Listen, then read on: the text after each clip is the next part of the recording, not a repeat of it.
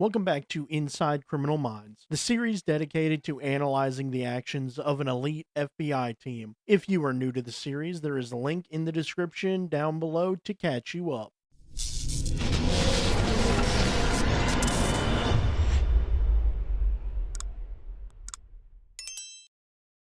Thank you all for 250 subscribers. I am extremely thankful for all of you. And now to the episode. This is the episode I always think is directly after Revelation. Maybe it's just because it's more memorable, because this episode does a better job of showing Reid's struggle. Anyway, this episode begins with hoodlums destroying a work site until the rent-a-cop shows up and fires into the air to scare everyone. And unless he is shooting blanks, which I highly doubt, this is really illegal because more than likely he just unalived somebody in this town. However, this scare tactic works and scatters the miscreants, and they all get away thanks to the guard skipping cardio. But then he gets spooked by a cat until the unsub decides to attack and dispatches him with great speed. This also gives the unsub a weapon. Then it cuts to the BAU discussing the unsub, and the area is less than ideal with gangs and drugs running amok. But the unsub stands out because it seems too different to gang violence, at least enough to put them on the team's radar. Then, in a weird twist, Reed shows up late, and everyone is taken aback. Although it does seem that Prentice lingers a bit longer than the rest of the team, but to further emphasize the fact that this isn't a gang attack, JJ dissuades the thought of it being a type of initiation to gang life. But still, I don't think it's against any stretch of the imagination that it could be. However, the victims are also not connected to the drug world enough to believe that this is maybe somebody's competition. And it seems like the deck is stacked against them. As Reid eloquently puts it, here we have no evidence, no apparent interaction between the unsub and the victim's pre or post mortem, and an indistinguishable MO. Should be simple. Ooh, sassy Reid. This is the best version of Reid by far, and this episode is full of that phenomenon. On the plane, they further discuss the unsub and then begin to split up to cover more ground. However, when Reid volunteers to make a geographical profile of the area, Prentice pipes up and is willing to help Reid, who gets a bit defensive. I can handle it. I wasn't suggesting that you couldn't. Isn't that what I'll help you with it means? However, this outburst is stopped by Hotch with a classic Reid. And Reid finally acquiesces to Prentice's help. But this incident catches both Gideon and Hotch's attention. At the crime scene, Morgan and Gideon meet with a detective to go over the vandalization and the fact that the unsub now has a pistol. As the detective talks about the neighborhood, Morgan decides to investigate an abandoned building. Meanwhile, Gideon and the detective meet with one of the vandals with his mom to give a statement to the police. Now, when the detective explains that the security officer that was patrolling the grounds is now unalived, this scares both the kid and the mother. This is when Gideon does a great job of clearing the kid and his gang because of the way he is with his mother and his stature. Morgan reports back that he found a makeshift camp for a homeless man. Back at the office, Reid is stressing due to the construction work being done all over the city while working on the geographical profile that does track with what Gideon and Morgan found at the crime scene, and forces Reid and Prentice to go check homeless shelters. Yeah, we're on it. Unless, are you okay with that, Reid? I'm fine with that. And I find it funny, she asks if this is all right before they leave. And Hodge splits the team up again to follow this homeless clue, during which Morgan calls Garcia for some flirtatious help with the case. And are you wearing chaps? Only in your dreams, Garcia. Oh, not necessarily. I have Photoshop. next, we see even more destruction for new construction, which wakes up the unsub, and it seems he possibly has schizophrenia or PTSD of some kind because he sees a boy at the end of the sewer he tries to warn before the place collapses.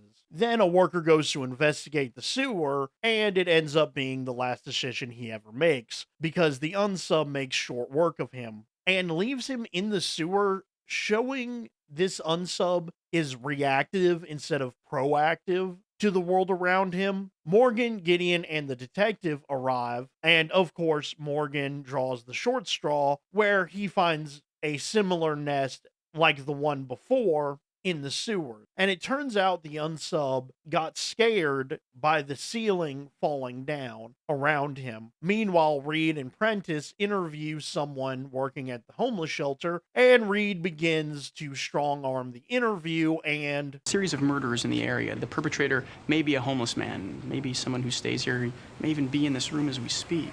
God, Reid. And Prentice not only has to rein Reid in, she also has to play PR with the person working at the homeless shelter. Then Prentice catches back up with Reid and pulls him aside to talk about just what occurred. And Reid, not surprisingly, has the answers, but Prentice is still concerned about how Reid is. And What do you mean, what's the matter with me? I've never seen you act like this. Oh, really? Oh, in the months that you know me, you've never seen me act this way?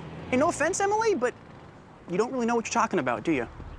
again, Sassy Reid is the best Reid. You can't convince me otherwise. However, I do like how he looks someone in the eye whose job it is to find serial killers based on their behavior, who just noticed a behavior change, and you dismiss it entirely, leaving Prentice awestruck. And this tiff that they have is something that in a later season kind of surprises me when he looks back on working with her. When they arrive at the police station, Hotch confirms that the unsub is definitely not using a homeless shelter, meaning Reid's callous behavior was even more unwarranted than previously thought. But still, they don't have enough for a profile, and they need to get lucky, meaning more bodies. This is a complicated part of this job, wanting to stop murderers, but not being able to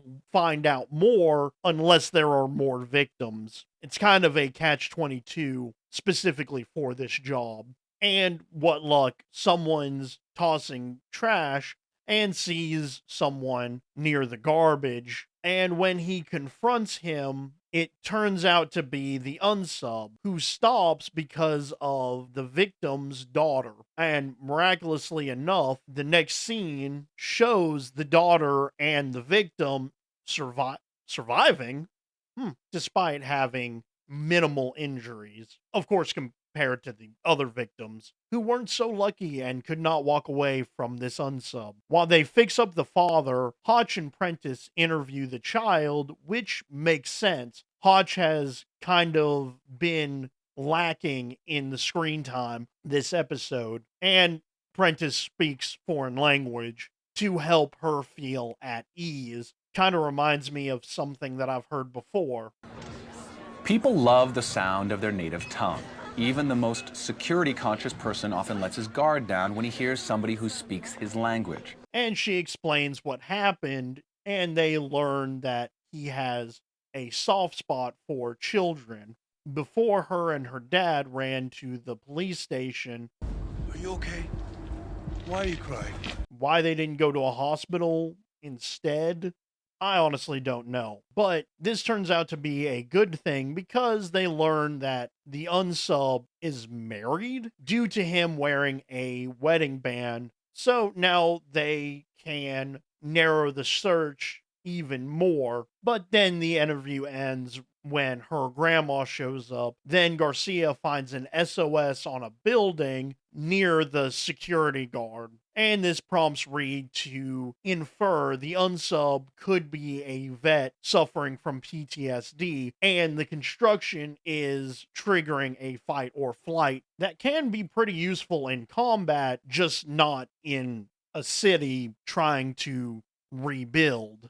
And unfortunately, this unsub tends to fight instead of flight, which this is shared between the entire team. Next, we see the unsub eating, but then when he sees a couple approach, he turns into Batman by scaling the wall and perching on top of the roof, having another flashback to a kid and his war zone. Now, thanks to all of the info gathered, they find not just the wife of the unsub, but also a fellow team member from the Special Forces, Max, who puts a missing persons report out, and they ask personal questions, and it shows that he's had problems indicative of PTSD, helping to ensure that this is the unsub that they're looking for. And then Gideon pries for more information when they step away from the wife. This is where Max begins to tell the whole story about their time in Somalia, where it is revealed, due to some complications during a mission, Roy, the unsub, unalived a kid, and it stuck with him so much his face continues to haunt him, almost like his greatest failure being relived over and over again. This is when Gideon reveals the SOS on the building, confirming to Max that this is Roy. And we also get a scene where the wife confirms that Roy's truck was abandoned on his usual route home. Next, we see Roy reliving his war as PTSD, and Gideon calls for a SWAT team troubling Roy's wife, and understandable, she is concerned about Roy's safety with the amount of firepower they are bringing. Thankfully, JJ steps in and tries to put her at ease, but when pressed, JJ tells the truth that her husband unalived people because of his condition. She then explains how she sees Roy ever since he came home, and it's sad how much she loves the man he was and how devastated she is now because she can never have the man she married. And the look on her face tells more than her words. Meanwhile, Reid has been researching the place that the truck blew a flat tire, and another beautiful match cut of Reid stepping into Roy's day that brought him to the brink of his own sanity. 3 days ago, police shut down the freeway at 5 p.m. for 10 minutes. Cars were stalled, and Roy must have tried to exit onto a surface street. Sadly, he ended up in an unfamiliar area with a flat tire. He was changing that tire when an 8-story building on Market imploded 5 blocks away. He heard the explosion and the ground rattled like a mortar bomb had landed nearby. Also, I feel like it's a nice touch, the 360 shot of Roy changing to suit his surroundings. Then Garcia calls Reid. Reid? It's because Morgan is disposed of right now, and Reid is the second choice for Garcia anyway. She complains about the precinct being undermanned. Oh, geez, really? I can't imagine what that feels like. Oh, no, wait. Yes, I can. Because... Which would make sense, but they really only need one Garcia. Unfortunately, nothing too groundbreaking until she mentions a radio going missing, which gives Reid an idea. And unfortunately, he snubs Garcia a bit. Is that what you're looking for? Reid? But after Max confirms that as a possibility, they begin using the airwaves to try to find Roy. Thankfully, Max knows the code they set up to hopefully bring him back as if they were extracting him from the war. And Gideon gives the detective an ultimatum to get him with the radio or risk other lives and the lives of his own SWAT team. Thankfully, the detective goes with the radio plan, and Max is able to figure out where Roy is using flags on top of rooftops. And thanks to Garcia, they find them pretty quickly, leading them to where he's hiding. And Max tells his friend that they are coming to get him. While they get ready to get Roy, his wife sees the scramble and is heartbroken to the thought of him rolling in deep. Now, thankfully, the cops halt the construction in the area as they prepare to extract Roy, with SWAT teams and snipers. When Roy sees the chopper, he is visibly relieved, knowing he is on his way home. It seems to be going great until someone accidentally uses a jackhammer, bringing Roy right back to the war zone and speeding him into the fight or flight. And he sees a kid at the end of the street he is trying to save, but as he's trying, the sniper unfortunately takes him out. And his last words were trying to ensure the child's safety. And I feel like he took a little bit of solace in the fact that his last thought on this world was that the child was okay.